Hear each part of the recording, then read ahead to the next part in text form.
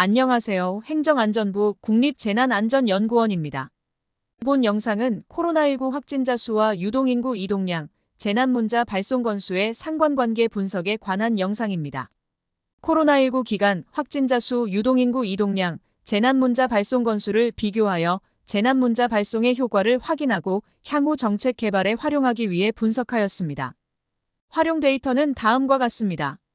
코로나19 확진자 수 데이터는 시, 도 단위 지방자치단체별 확진자 수 데이터를, 재난문자 발송 건수 데이터는 시, 도, 시군, 구 단위 재난문자 발송 건수 데이터를, 유동인구 데이터는 이동통신사에서 제공한 모바일 데이터 기반 인구 이동량 데이터를 사용하였습니다. 분석 기간은 다음과 같습니다. 2019년도 6월부터 12월까지 코로나가 국내에 유입되기 이전 기간, 2020년도 1월부터 12월까지 국내 최초 감염자 발생 후 이를 억제하기 위해 다양한 정책을 시행했던 기간, 2021년도 1월부터 9월까지 백신이 개발된 후 일상으로 돌아가는 회복기. 이렇게 세 가지 기간으로 나누어서 분석하였습니다. 총 기간은 2019년도 6월부터 2021년도 9월까지 2년 4개월입니다. 분석 방법은 다음과 같습니다.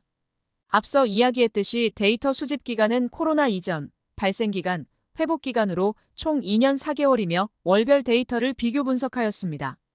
유동인구 데이터의 기준은 코로나 발생 이전 기간의 유동인구 이동량 평균을 기준으로 그 변화량을 살펴보았습니다. 마지막으로 거리두기 단계, 추석 연휴, 등교 여부 등 다양한 사회적 이슈에 따른 영향도 확인하여 보았습니다. 다음은 주요 결과로 코로나 이전 대비 월별 유동인구 증감지수 비교 그래프입니다.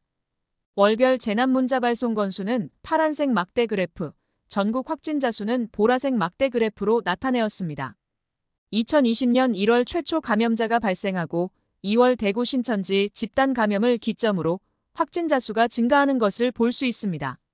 이에 따라 재난문자 발송 건수가 증가하고 유동인구 이동량이 코로나 이전 대비 60%까지 급감합니다. 2020년 3월 집단 감염의 여파로 확진자 수가 계속 증가하는 것이 보입니다. 그리고 재난문자 발송 건수도 증가하는 것을 볼 수 있습니다. 이에 따른 영향으로 유동인구 이동량이 코로나 이전 대비 60% 이하로 떨어지는 것을 볼 수 있습니다. 2020년 4월 유동인구 급감 영향으로 확진자 수가 감소하는 것이 보입니다. 이에 따라 재난문자 발송 건수도 감소하는 것을 볼 수 있습니다. 그리고 유동인구 이동량이 점차 증가하는 것을 볼 수 있습니다. 2020년 5월 학생들의 등교 시작으로 7월까지 유동인구가 80% 이상 회복되면서 확진자 수가 조금씩 증가하는 것을 볼 수 있습니다. 2020년 8월 광화문 집회 등 집단 감염을 기점으로 확진자 수가 급증하고 재난문자 발송 건수도 증가하는 것을 볼 수 있습니다. 2020년 9월 유동인구 이동량이 80% 아래로 내려가면서 확진자 수가 감소하고 재난문자 발송 건수도 감소합니다. 2020년 10월 이전의 유동인구 이동량 영향으로 확진자 수는 감소세를 유지하며 재난문자 발송 건수도 감소합니다. 하지만 거리두기에 대한 피로도, 추석 연휴 등을 맞아 정부에서 거리두기 정책을 하향 조정하고 유동인구 이동량이 100%까지 급증하는 것을 볼 수 있습니다.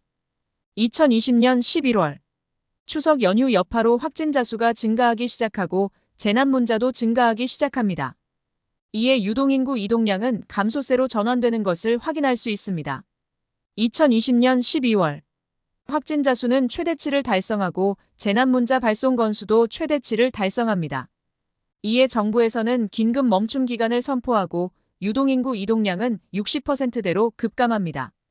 2021년 1월 유동인구 감소에 따른 영향으로 확진자 수가 어느 정도 감소세로 바뀌고 백신 접종이 시작되면서 코로나 회복기로 접어듭니다.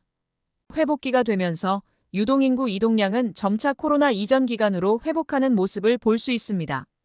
이에 따라 확진자 수도 점차 증가하지만 백신 접종으로 위험 수준이 낮아져 재난문자 발송 건수가 더 이상 증가하지 않습니다.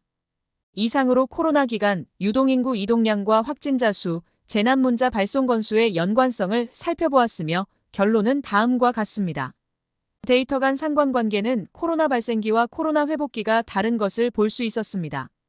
코로나 발생 기간에는 확진자 수와 재난문자 발송 건수는 비례관계에 있으며 재난문자 발송 건수가 확진자 수에 영향을 받는 것을 볼 수 있습니다.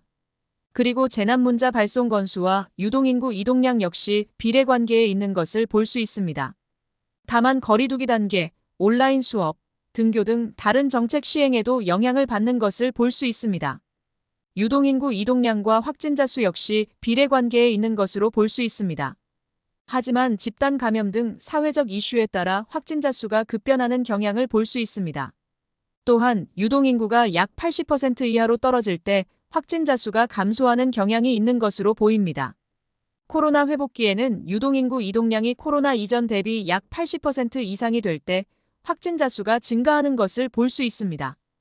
이 시기 확진자 수는 재난문자 발송 건수에 영향을 주지 않으며 특별한 정책 시행도 없고 집단 감염이 사회적 이슈로 나타나지도 않는 것을 확인할 수 있었습니다.